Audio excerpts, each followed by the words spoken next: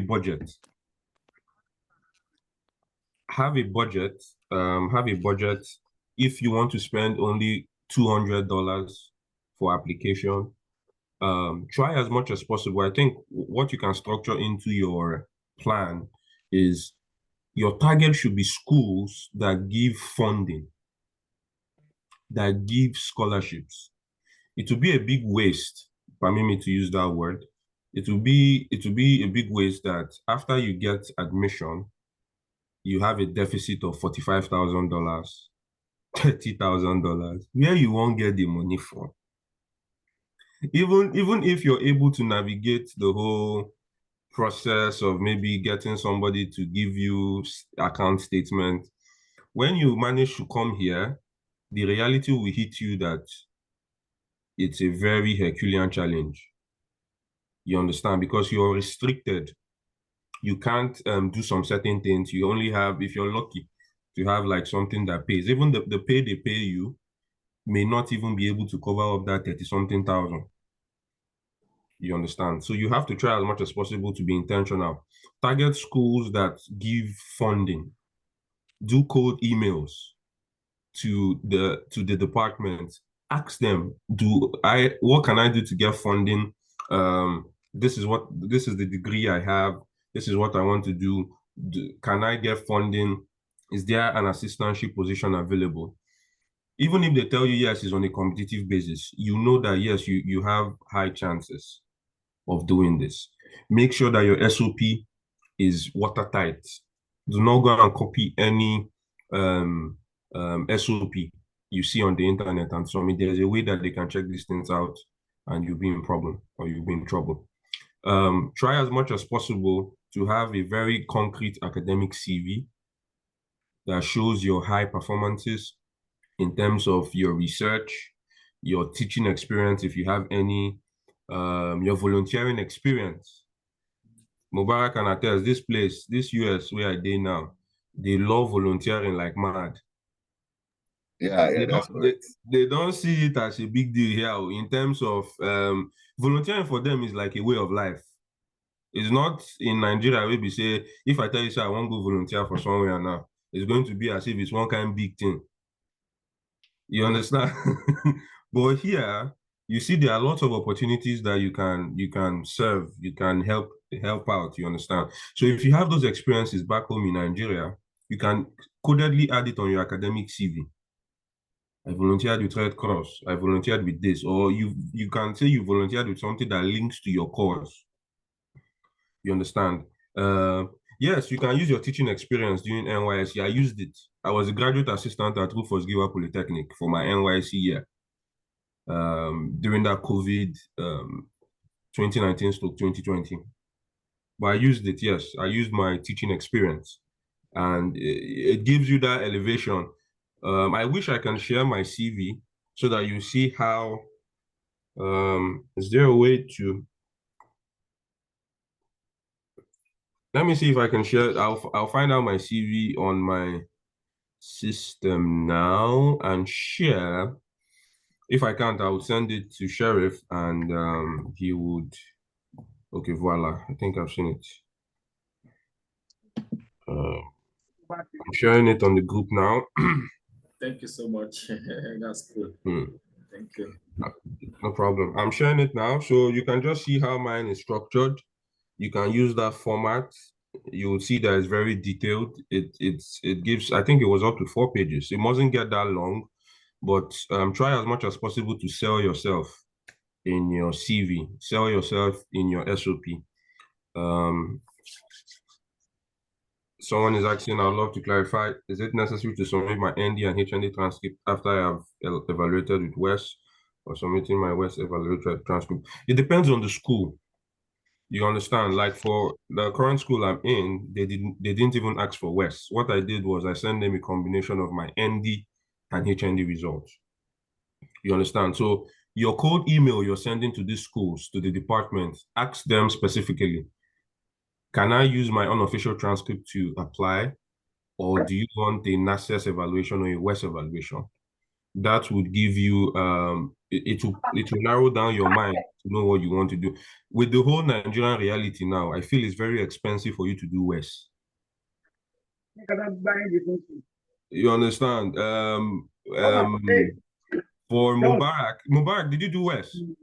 So I actually did West, but my school did not. Yeah, exactly. Can you remember how many dollars you spent?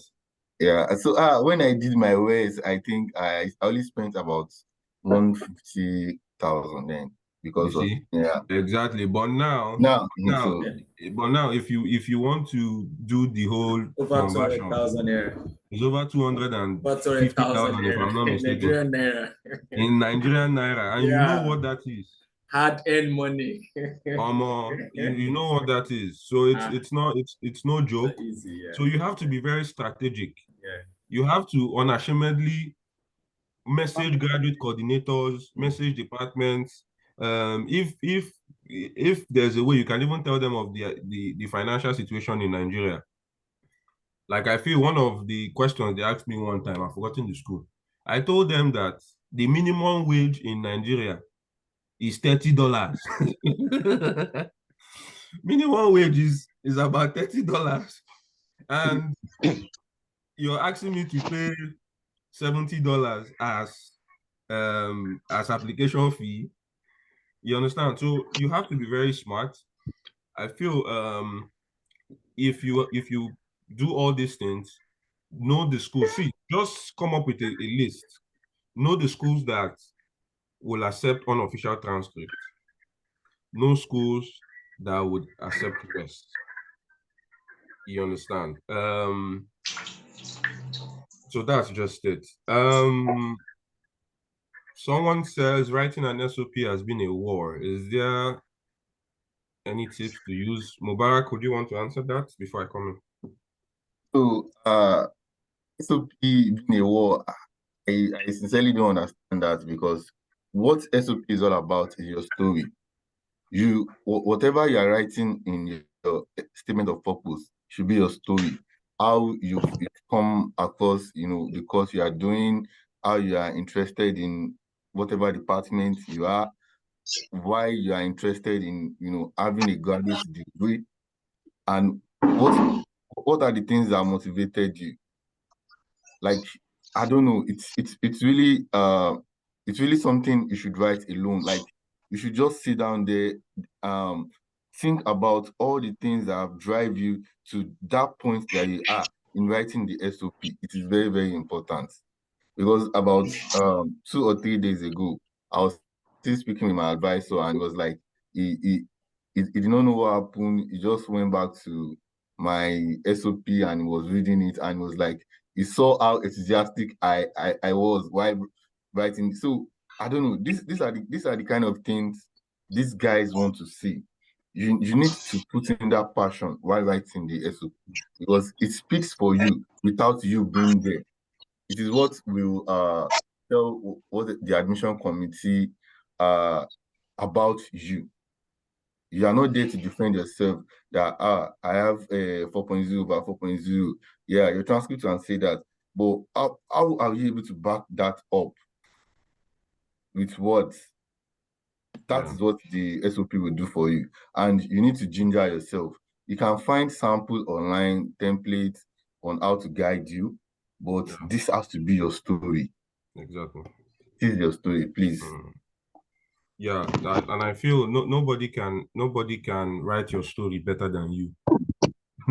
Permit me to use pidgin. Now you know your own story. I can't write your own story in the way that you would write it. You understand? So it's to try as much as possible to know what you want. What is your research goal? Don't go right say because I want to leave Nigeria. You need to know. And there are some schools that may give you templates or give you key points on what you should write about. Some will tell you what research do you want to focus on. Tell us your academic experience so far. Tell us what this course will do for you, that kind of thing. So you have to use that as a guide. You understand?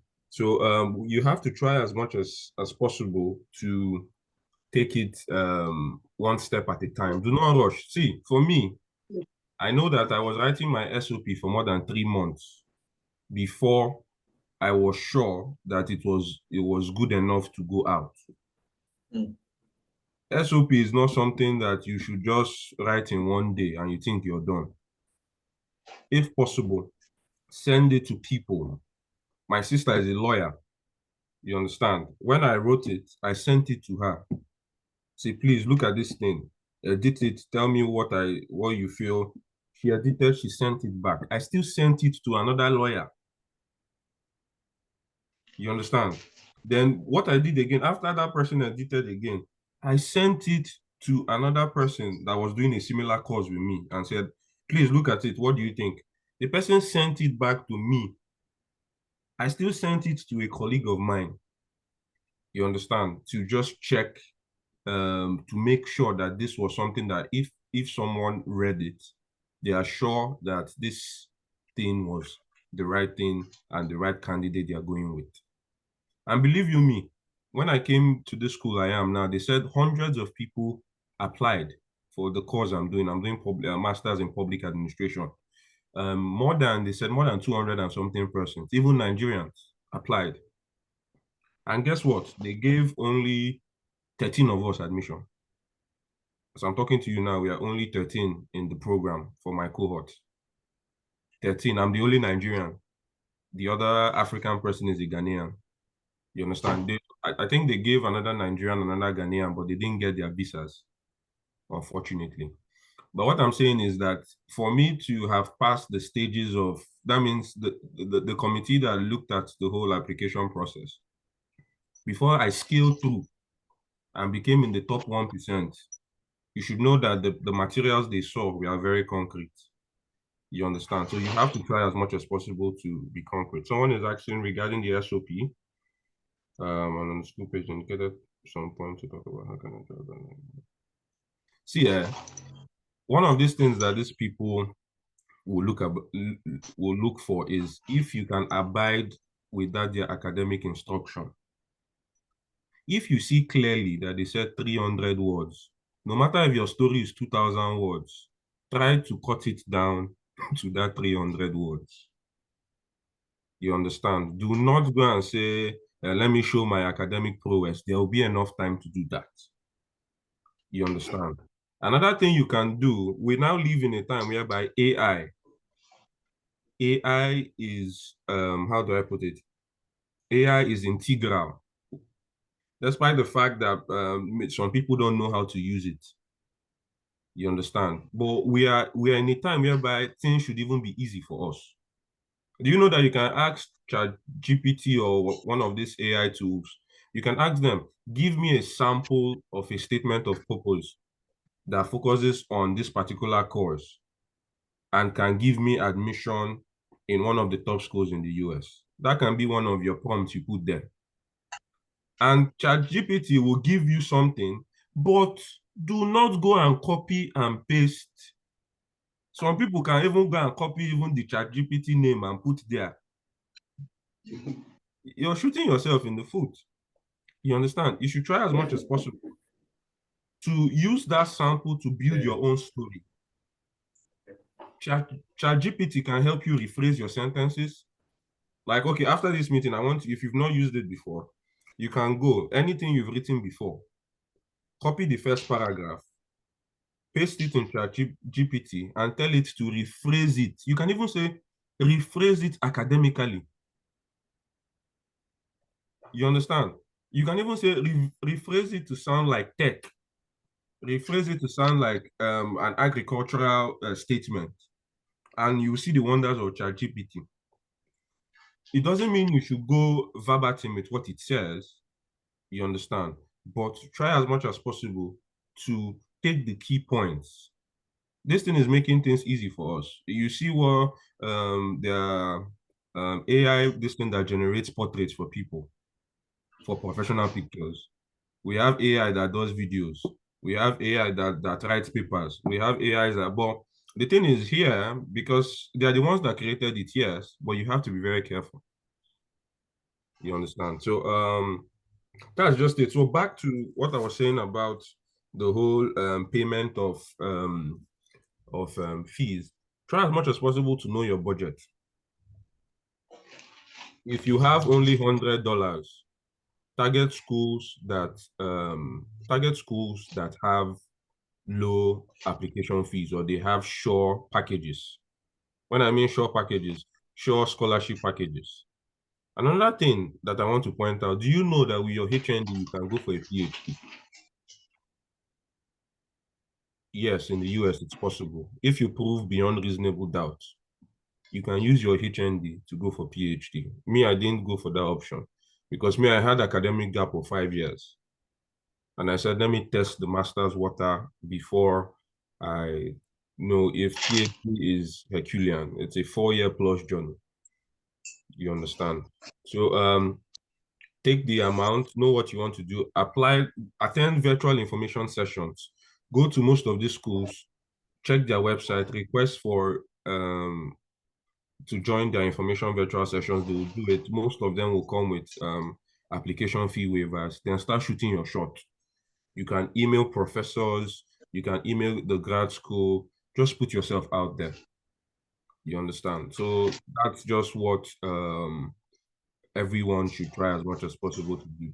Mubarak or Sharif, please come back in. I'll come back later, but let it not be I'm the one speaking. Yeah. Majorly, we've always discussed about that, and it has been an integral part of our meeting here and our discussion, and everything. So it's going well, and I believe guys are getting this, and they're actually writing down points and getting that information so that they can actually succeed in their application. So I saw a question about when is the best time to start my application, my fall application and spring application. Majorly about this in our last videos, and so the best time for fall application is to start now. Start now for fall application. You need to start now. Most spring application has already closed for now, and there's no way you can meet up with spring application again. So the only application you can still meet up is the fall application, and you need to start now. Now is the best time to start your application. Even most schools now will be ending their fall application by probably November 30, December 1st, or December 15. Yeah. So the deadline is even approaching, and you need to start now, because most of the information that you need or the materials that you need, especially recommendation can be a very, very big deal in your application. I could remember a time I submitted my application before the deadline, but my recommender actually took about 2 extra months before they submitted my application. So, and that makes the whole recommendation for that particular school, or the application for that particular school, it renders it useless, because I no longer meet up with the application. My application materials was incomplete. So I would advise anybody applying that have interest in applying for these schools to start now. Now is the best time to start. Please, I'm new to this scholarship thing. A recap of general requirements for MSc and PhD. Yeah, the major requirements are your academic CV, your transcripts, unofficial is very, very important. Your recommendation letters, your statement of purpose, your personal statement. In some cases, some schools requires that. And so majorly, you don't need a publication or, let's say, an in-depth research experience. Yeah. You don't need publication for to get assistantship or anything form of scholarship. No, it's not actually requirements. In short, most professors don't even care about it. If you are working with a professor, the moment you are starting your PhD or your master's, in your very first meeting, such professors will give you about, let's say, 5 or 10 papers, depending on how you do. So for you to go and get familiar with whatever it is you are doing in the research area, and also get familiar how paper is written, and so you can start learning and get that position. That's one major thing too. Then another thing, someone states that my statement of results in Polytechnic has all courses of A, B, and C. Do you think it suffice from our application? Yeah, it suffices. Like, yeah, they know if they are reviewing an international transcript, they know that the way they grade the corresponding grades to A, B, and C is different from their own grading system. Yeah, they know. Whenever any professor see A, they know what it means in the, and so it's not something to be worried about as long as you have a good GPA and in your core courses for your department you have very good grades. Yeah, so I think it's very, very important for you to do that. Don't be worried about your statement of results. As long as you have a good GPA, you can always apply for admission process. What skill is best for me to support my application? Yeah, so depending on let's say your departments that you're applying to, or so there are various skills required for different departments. I'm not sure about Micah, but in my own area of research, I think majorly what I need is to have Python knowledge. I know how much time I've discussed about Python with Mr. Sharif, and it's something that is very, very crucial. I can't go a day without opening Visual Studio since I've gotten here, because it's something that is very crucial to either my academics or my research in this part of the world. Yeah. So identify the skill needed for your particular department or for the particular research that you needed. It can be programming skills, it can be technical skills, it can be experimental skills, it can be any form of skill. All you just need to do is identify one that is suitable for your department and how you can go about it. What are the available funding for agricultural students? Yeah, there are enormous funding out there. There are enormous funding out there for different departments, for even if you're a management student, Micah is a management student, and yeah, and you got the funding. So it's not you don't just have to be STEM alone, engineering, science, or technology. No, there are funding for management guys out there too. So don't put yourself to a limitation because you're a management student. Imagine if Micah had doubted that is there funding for management students, you might not even take the step to start applying to schools. Exactly. So it's something out there. Yeah, there's competition out there. Yes, I understand the competition. And believe me, there's a school for you out there that can give you funding. So the US is heavily invested in academics and they spend a lot of money, especially in graduates, you know. So it's very, very important that you don't limit yourself, you apply. Is it possible to get application fee waiver and fully funded scholarship? Yeah, anything is possible in the United States. So you can get application fee waiver and still get funded scholarship. I know of some guys that it is even their professor that will pay for their application. Yes. So this place is just too I don't know. So you just need to get the right one that works for you. And so just make sure you are good to go, and you'll be fine. I believe that. So if a prof is scheduling an appointment with a prospective student, what are the possible questions the student should prepare for? Also, looking at that prof interest differs from the student. Yeah. The meeting will soon go off. Yeah, okay. But I feel there'll be a way. If there's a group chat, the link will be posted so that everybody can come back in. Okay. All right.